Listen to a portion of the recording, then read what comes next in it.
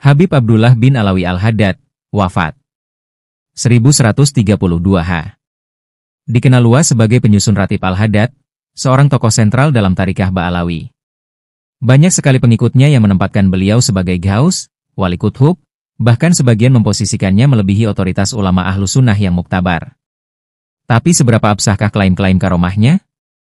Adapun klaim-klaim karomah yang dibanggakan. Dalam kitab Al-Nur Al-Safi karya Al-Aidrus bin Umar Al-Aidrus, halaman 159, disebutkan, jika orang yang terkena gila, kerasukan jin atau sihir masuk kepadanya, ia cukup membaca wirid tanpa menyentuhnya, dan mereka langsung sembuh seakan tidak pernah sakit. Klaim ini menunjukkan seolah Habib Al-Haddad memiliki kekuatan penyembuh supernatural mutlak, yang bekerja secara instan tanpa perlu interaksi fisik. Suatu bentuk pengagungan yang keluar dari norma ruqyah syar'i yang dikenal dalam Islam. Dalam kitab Al-Durar Al-Saniyah, hal 254, ada klaim lain. Dia tidak pernah keliru dalam mengetahui siapa yang akan meninggal. Ia berkata kepada seseorang, bersiaplah, kamu akan wafat segera, dan dalam hitungan hari, orang itu benar-benar mati. Klaim semacam ini sangat berbahaya. Ia menisbatkan ilmu gaib kepada manusia biasa. Padahal menurut akidah Ahlus Sunnah, ilmu tentang kematian adalah murni hak Allah.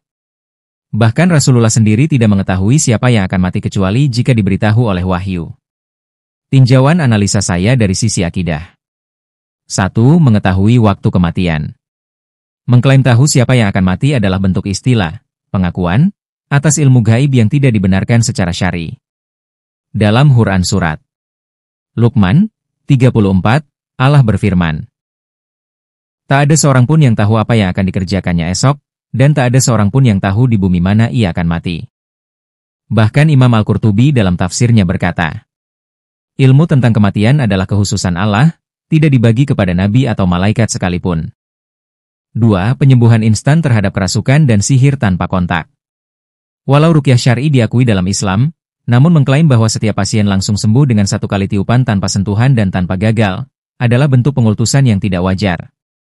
Bahkan para sahabat Nabi sekalipun tidak pernah menisbatkan hasil mutlak seperti ini kepada diri mereka.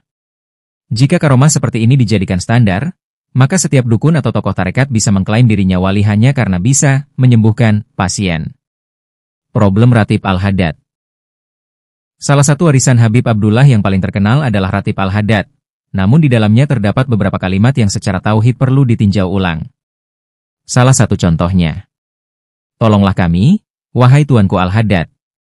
Kata, agitsna, adalah bentuk permohonan istighatsah, yang dalam kaidah tauhid hanya boleh diarahkan kepada Allah.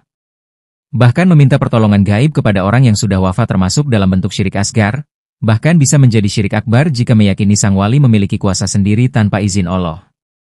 Yang lebih miris lagi Ratib Al-Haddad sama persis dengan Ratib Rifai. Atau Ratib Al-Haddad jangan-jangan hanya mengutip dari Ratib Rifai. Kalau ini saja karangan ulama besar bisa diklaim, wajar saja banyak sejarah yang dibelokkan, bahkan makam yang dipalsukan.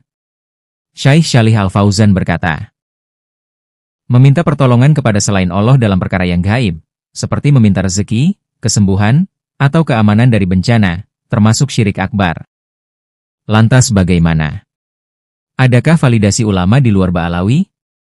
Perlu dicatat, tidak ditemukan pujian karomah Al-Haddad dalam kitab-kitab rijal hadis seperti Syiar Alam Al-Nubala, Tahzib Al-Tahzib, atau Al-Tarikh Al-Kabir karya Al-Bukhari. Hampir seluruh kisah dan kemuliaan karomahnya berasal dari literatur internal Ba'alawi, bukan sumber objektif eksternal.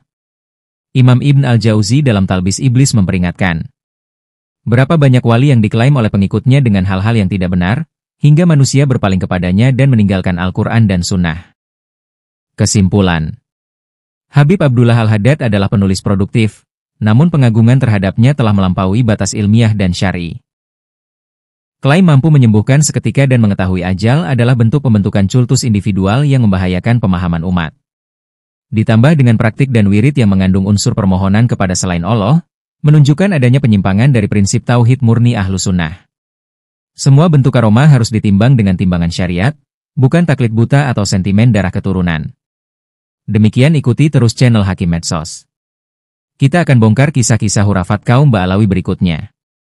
Salam akal sehat.